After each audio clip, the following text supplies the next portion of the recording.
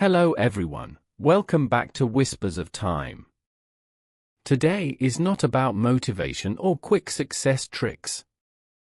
It's about something deeper, the force quietly shaping every decision you make, your mind. Most people think life defeats them.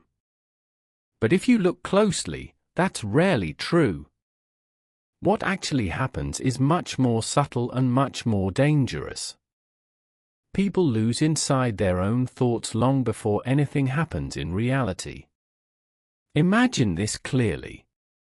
A student sits at a desk late at night. The book is open. The exam is close.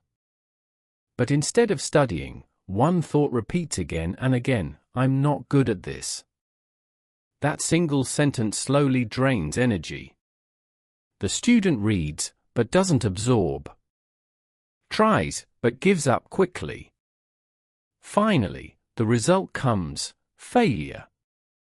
But the real failure didn't happen in the exam hall. It happened earlier, quietly, in the mind. Now imagine another student in the same room, with the same book, same time, same pressure. But the thought is different: this is hard, but I can figure it out. That thought creates effort. Effort creates focus. Focus creates progress.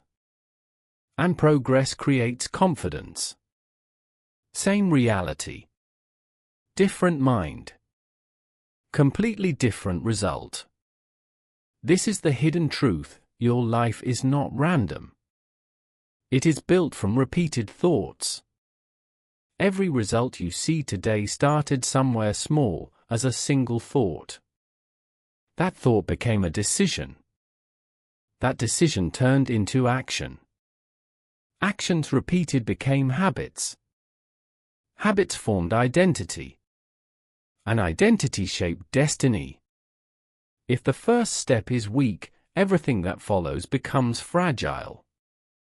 Many people try to fix their life from the outside. They change routines, set goals, watch motivational videos. But they ignore the root, their thinking. And because of that, nothing truly changes. Think about this honestly. How many times have you said, "I'm not ready. I'll probably fail. This isn't for me"? These are not just words. They are seeds. When repeated enough, they grow into beliefs. And beliefs quietly control behavior. You stop trying fully. You avoid risks. You hold back your real effort. Then when things don't work out, you say, "See, I knew it." But it was never reality proving you right. It was your belief guiding you there. These beliefs didn't appear by accident. They were built over time. Maybe someone once told you that you're not smart enough. Maybe you failed once and decided that failure defines you. Maybe you felt embarrassed and started avoiding situations where you could grow. Small moments. Strong emotions. Deep conclusions. And without noticing, those conclusions became rules you live by. This is how the mind works. It doesn't shout.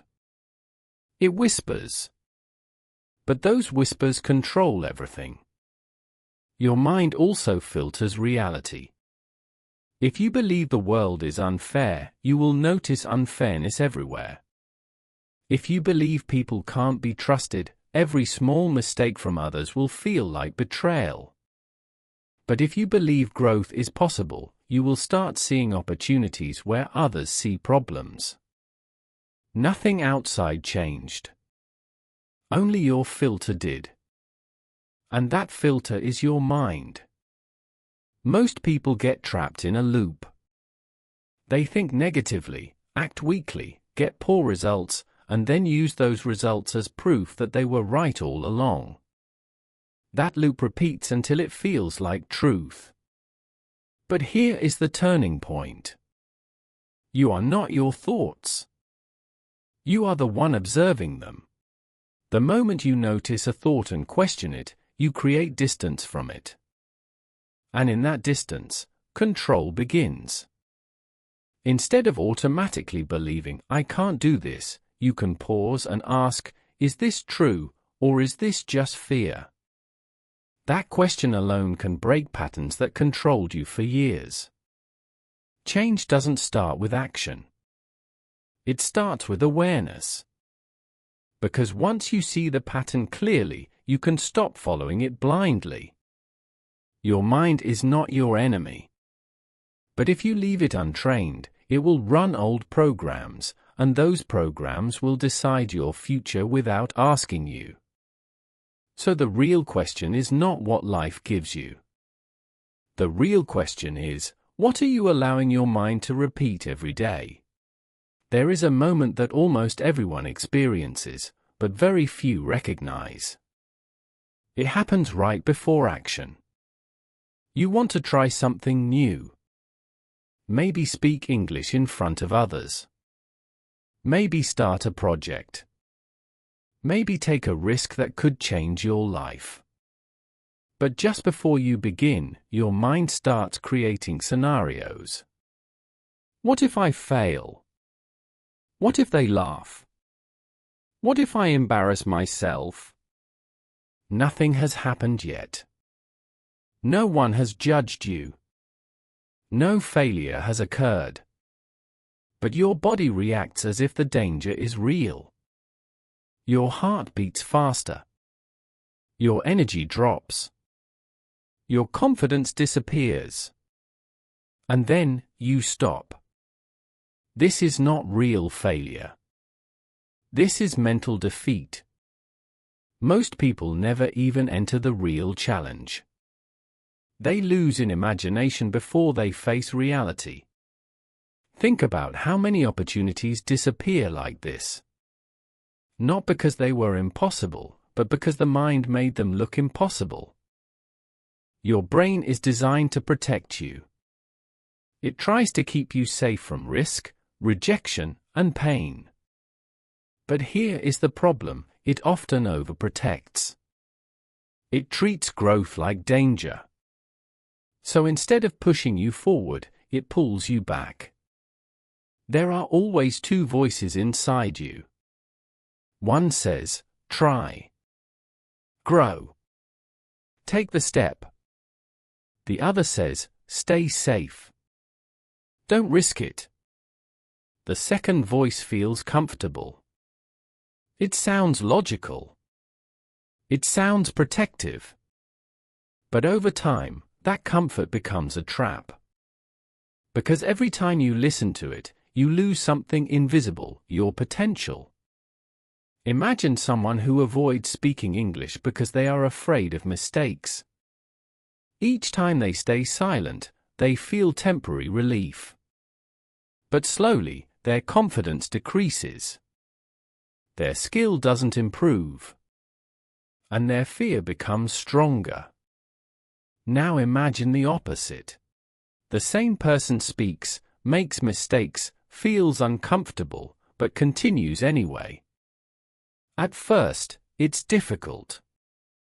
Their voice shakes. They forget words. But after repeating this process many times, something changes.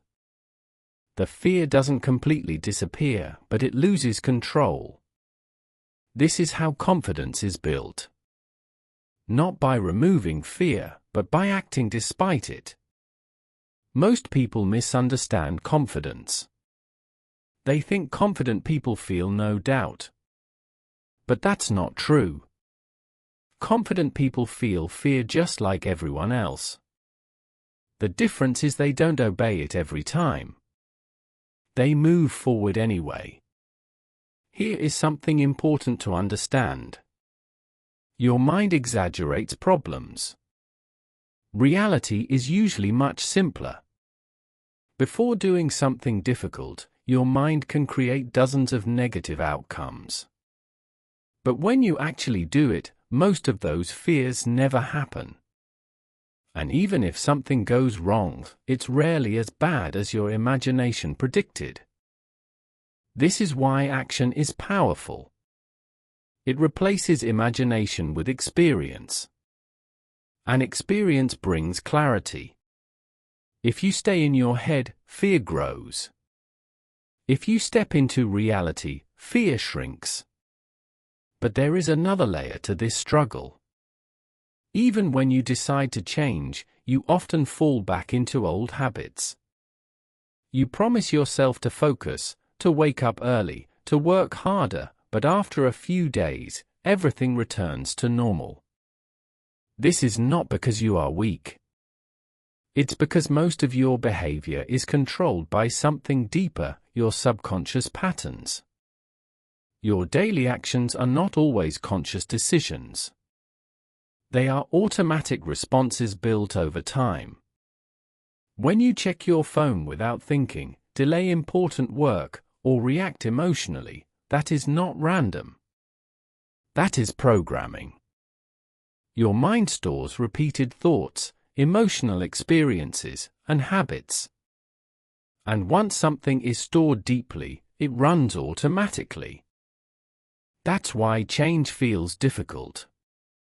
You are not just trying to do something new, you are trying to override old patterns. For example, if deep inside you believe I am not disciplined, your actions will follow that belief.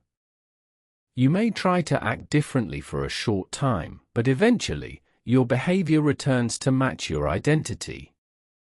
Because the mind always tries to stay consistent with what it believes is true. But here is the key. What was programmed can be reprogrammed. It doesn't happen through motivation. It happens through awareness, interruption, and repetition. First, you notice the pattern. When do you avoid? When do you doubt?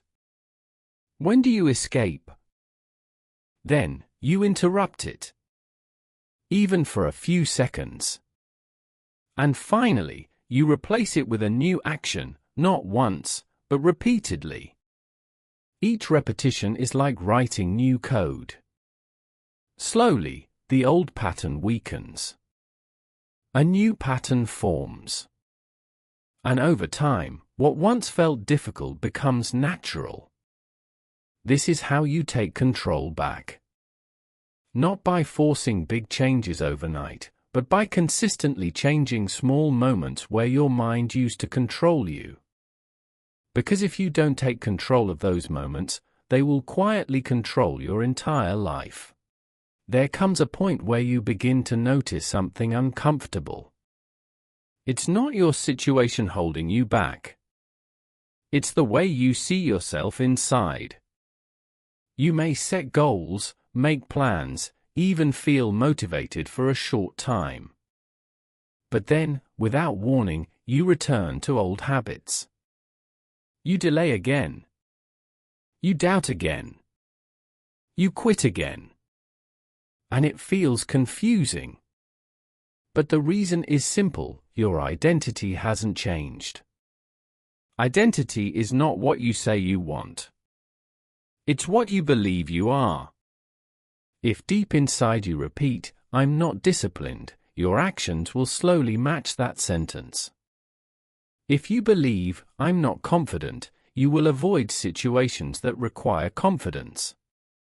Not because you can't do them, but because your mind wants to stay consistent. This is why many people stay stuck. They try to change their life without changing the sentence that defines them. Now imagine someone who always says, I'm lazy. Even if they start waking up early for a few days, that identity pulls them back. Because their brain is trying to protect what feels familiar. Familiar does not mean good. It just means known. To move forward, you have to rebuild that identity, not with empty words, but with proof. Instead of saying, I will be disciplined, shift it slightly, I am becoming disciplined. Then support it with action. Wake up when you said you would. Finish one task without distraction. Control one impulse. It may feel small, but each action is evidence. And evidence is what rewires belief. Your mind doesn't change because of what you say once. It changes because of what you prove repeatedly. But there is another force working quietly at the same time, your internal voice. Pay attention to how you speak to yourself. After a mistake, do you say, "I'm so stupid"? After failure, do you say, "I always mess up"?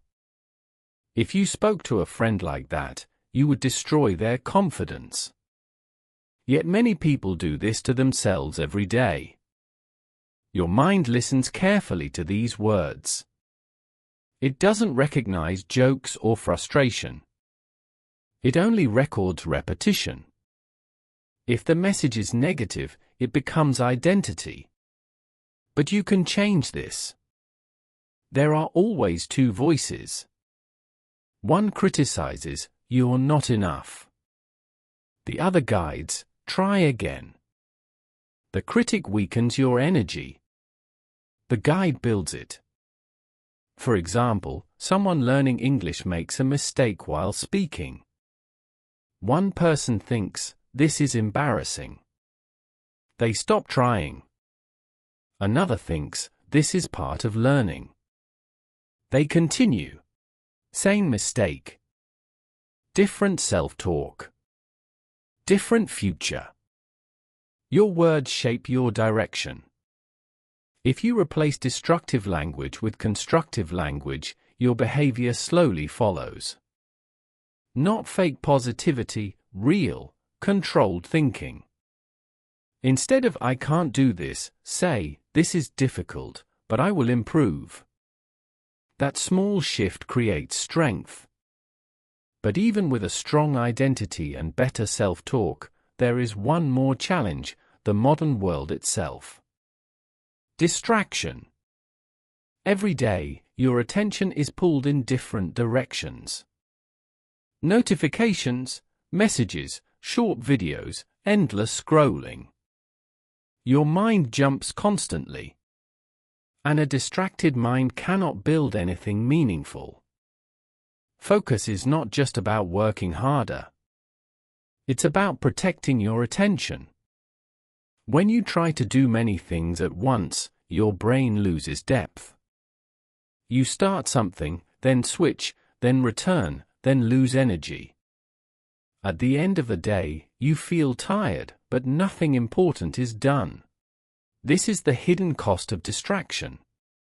Now imagine the opposite. You choose one task.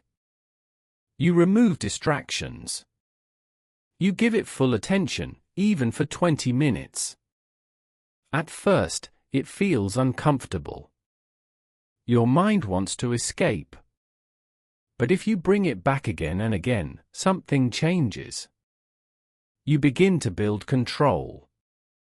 And control creates power. Because where your attention goes, your growth follows.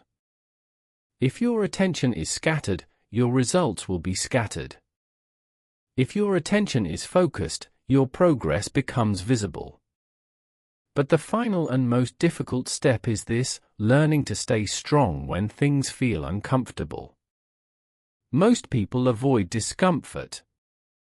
They delay hard conversations, difficult tasks, and new challenges. They choose what feels easy now. But every time you escape discomfort, your mind learns that discomfort is something to fear. And that fear grows. Now imagine doing the opposite. You choose small discomforts daily. You finish tasks when you want to quit. You face situations that challenge you. At first, it feels heavy. But over time, your mind adapts. What once felt impossible becomes normal. This is how mental strength is built. Not in one big moment, but in small daily decisions. Each time you face discomfort, you send a message to your mind: I can handle this. And that message becomes belief. Eventually, something powerful happens. Fear loses control. Pressure feels lighter. Challenges stop looking like threats and start looking like opportunities. This is the moment where everything begins to change.